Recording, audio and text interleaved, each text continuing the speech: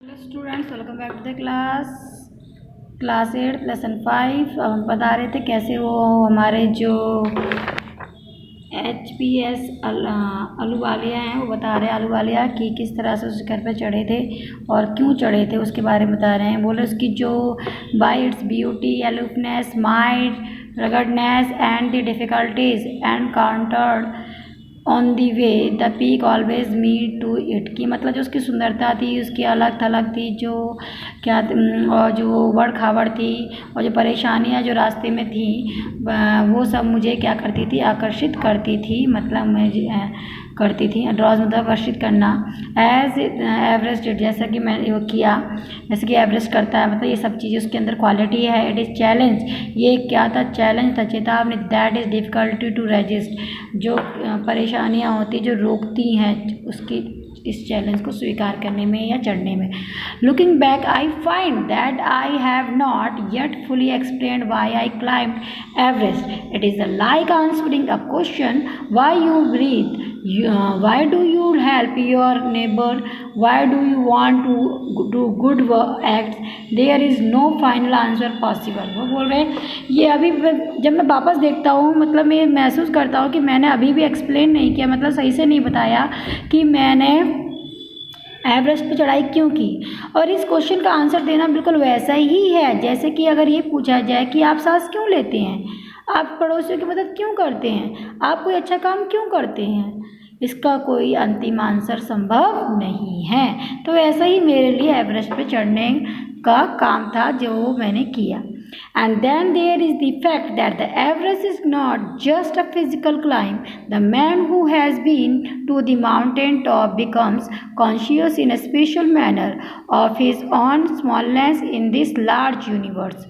वो कह रहे हैं कि एवरेस्ट पे चढ़ना केवल इस बात का तथ्य नहीं है कि वो शारीरिक कला, मतलब केवल एक शारीरिक चढ़ाई का ही नाम एवरेस्ट नहीं है। The man who has been the mountain, और जो इंसान एवरेस्ट पे पहुंच जाता है वो इस बात का जागरूक जाता है, मतलब उसमें कहते हैं कि वो सोचता है कि वो इस पूरे जगत में कैसा है, तो स्मॉल, छोटा है। The physical conquest of a mountain is only one part of the achievement. There is a more to it than that. It is followed by a sense of fulfillment. There is satisfaction of a deep urge to the rise above one's surrounding. It is the eternal love for adventure in man। बोल रहे हैं कि कॉन्स्क्यूट मतलब होता है जीत, कि mountain पे चढ़ना केवल शारीरिक जीत नहीं है, ये तो हमारी जो अचीवमेंट है उसका केवल एक भाग है और शायद इससे भी ज़्यादा। और बोलता है कि एक हमारी केवल सेंस को, मतलब हमारे जो फीलिंग होती है उनको केवल फुलफिलमेंट करता है, उसे संतुष्ट करता है गहराई से, जो हम हमारे चारों तरफ देखते हैं वातावरण में जो होती है। ये क्या होता है, ये केवल एक मतलब शाश्वत प्यार है, प्रेम है अपने शासी कार्य के लिए, किसमें, एक आदमी में। मतलब जो कोई हम काम करते हैं उसके प्रति हमारा जो लगाव हो जाता है, केवल हम वो चीज़ है, जैसे हम जो भी काम करते हैं हमें उसे चीज़ से अटैचमेंट भी आती है उसको करने से। ऐसे बोला, मतलब मेरा जो काम है चढ़ाई करना था, मुझे उससे अट्रैक्शन होती थी, तो मेरे लिए केवल एक लगाव है। The experience is not merely physical, जो अनुभव है केवल शारीरिक मात्र नहीं है, it is emotional, it is spiritual.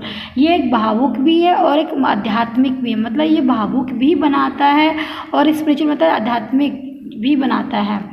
Consider a typical climb towards the summit. On the last heights you are sharing a rope with another climber. You form in cuts the steps in the hard ice, then he belies and you inch your way up. The climb is grim, you strain every nerve as you take every step. Famous climbers have left records of the help given by others। वो ये कह रहे हैं कि जब आप मतलब summit पे चढ़ रहे होते हो, लास्ट अंतिम चढ़ाई पर, तो आपका जो आपकी रस्सी होती है आप अपने दूसरे क्लाइंबर के साथ शेयर करते हैं और वो आपके लिए स्टेप्स कट करता है। जैसे ये देखो स्टेप सीढ़ियाँ बना रहा है, इस तरह से कट करते हैं और फिर क्या करते हैं, जिस पे रोप फिर आपके लिए रस्सी फिक्स करते हैं और आप जिस पे इंच वाइज चढ़ते जाते हैं।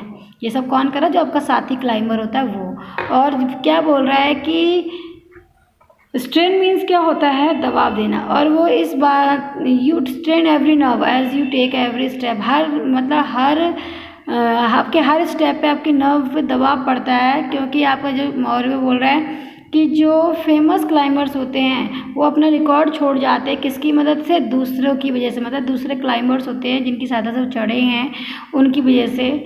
और वो बोलते हैं वो अपना record, and they also recorded how they needed just that help, और वो इस बात का भी रिकॉर्ड है, इस बात को भी कहते हैं कि कैसे उनको दूसरों की आवश्यकता थी।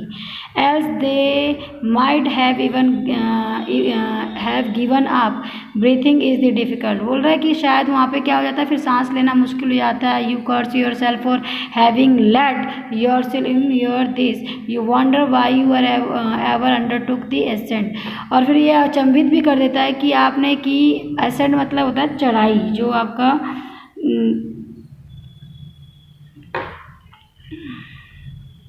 क्लाइम, ठीक है, कि मतलब आप ऐसा महसूस करने लगते हैं कि आप अंडरटुक मतलब चढ़ाई को रोक दें। देयर वाज ये एक ऐसा क्षण भी आता है कि फीलिंग होती है कि आप वापस चले जाएं। And would be sheer, sheer means होता है सामान्य, relieve to down instead of up, मतलब फिर आप ये महसूस करते हैं कि आपने मतलब सामान्य हो जाएं, आपने ये इसको ऊपर चढ़ने की जगह आप नीचे की तरफ देखते हैं।